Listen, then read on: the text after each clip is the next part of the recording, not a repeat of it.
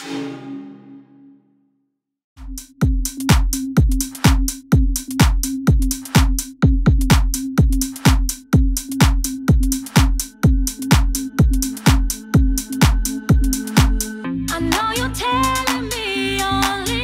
my name is Denise and this is my partner May. Hi. We are both strip club house moms. Welcome to our channel. Today we're going to show you a little bit of how it is to work in the strip club industry. Stay tuned.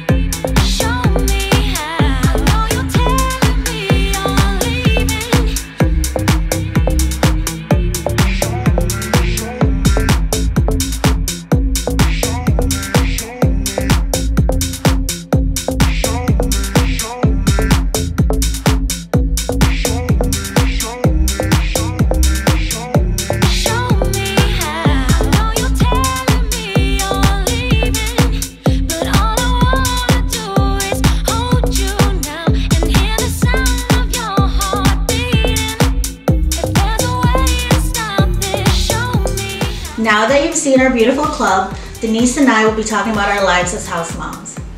May, did you ever dance? I was never a dancer. I used to bartend and waitress at few strip clubs. Okay.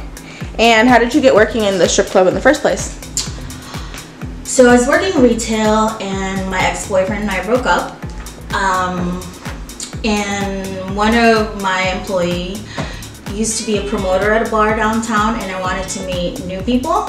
So he told me about a club to work at or to check out, and it had a name that kind of pertained to in the sporting industry.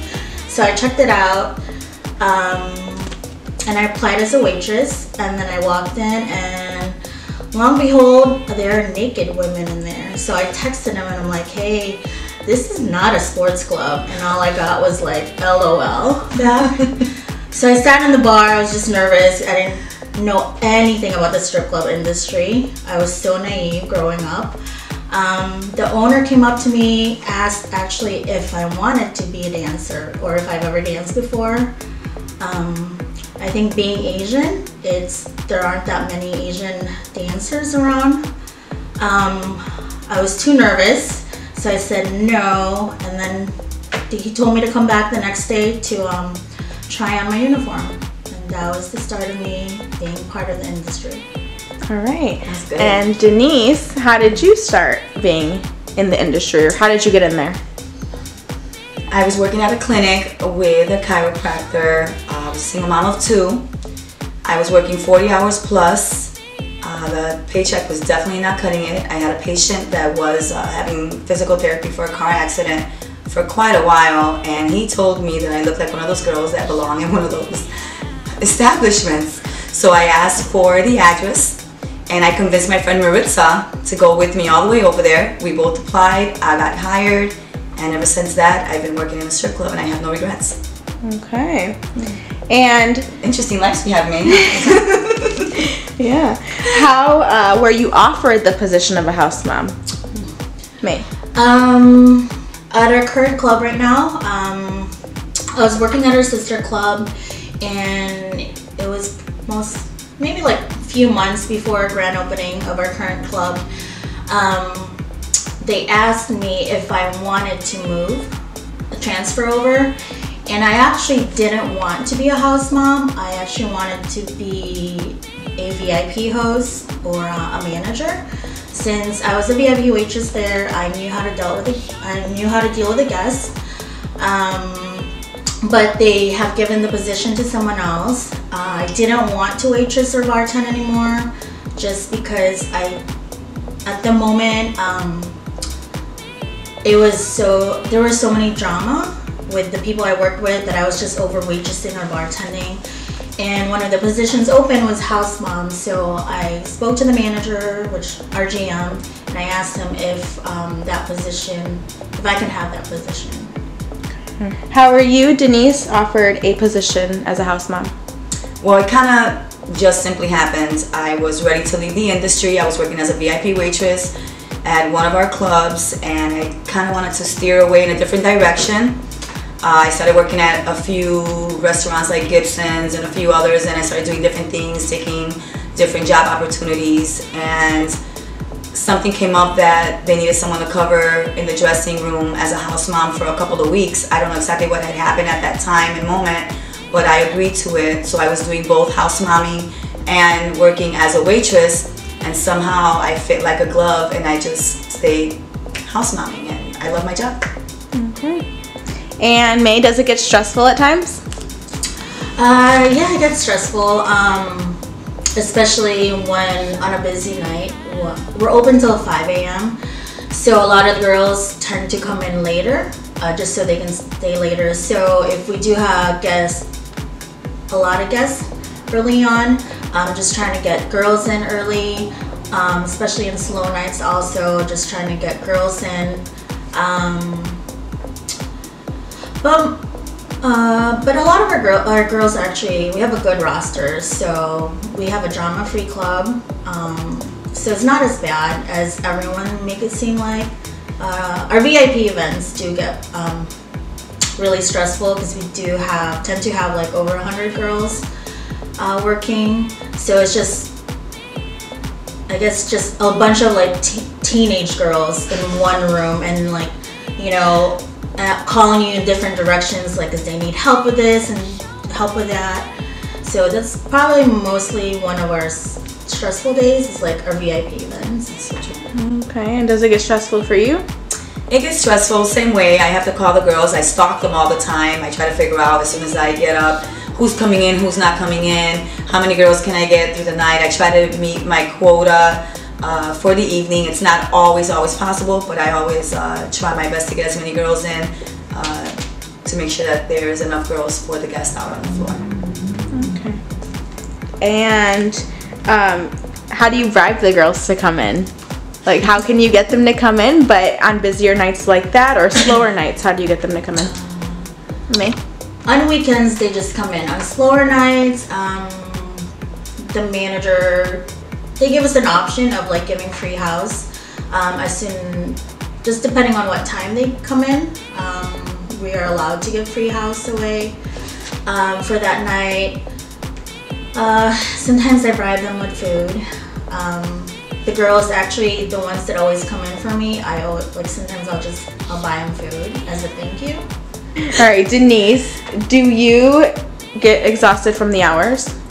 Well, they're long hours. I don't mind them at all, but I get asked all the time in the dressing room by the girls, don't you get tired working till 5, 6 in the morning? Don't you yawn? And in reality, I really do not. I feel like once you're there, the music is going, the girls are talking to you, you're keeping busy trying to, get the girls to make money, and before you know it, it's time to go home. So no, I really don't get exhausted. So are you human? No, I am not human. At all.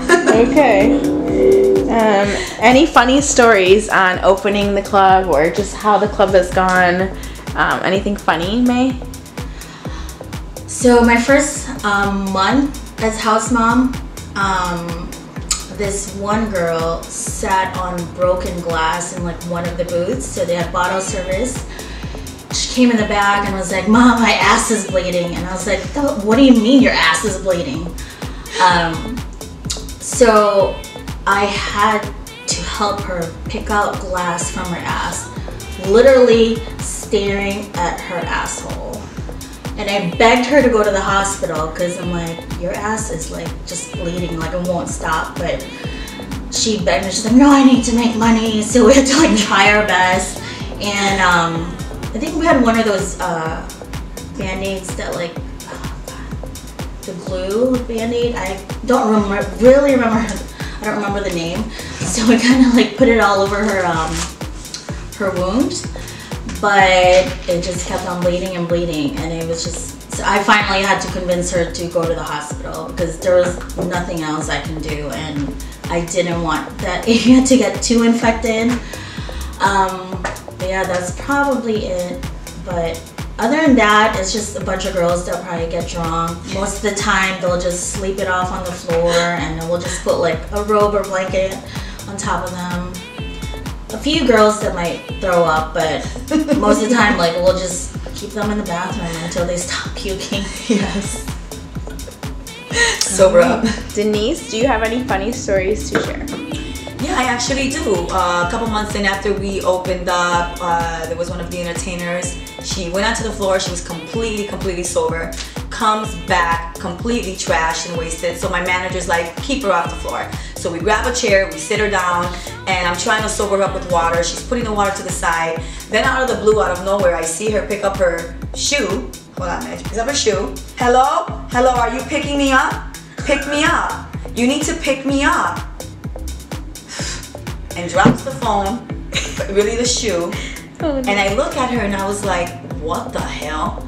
And I realized that she was completely intoxicated, and she turns around and says, he said he's picking me up soon. He's on his way. Okay. How do you handle, Denise, when girls are fully intoxicated like that?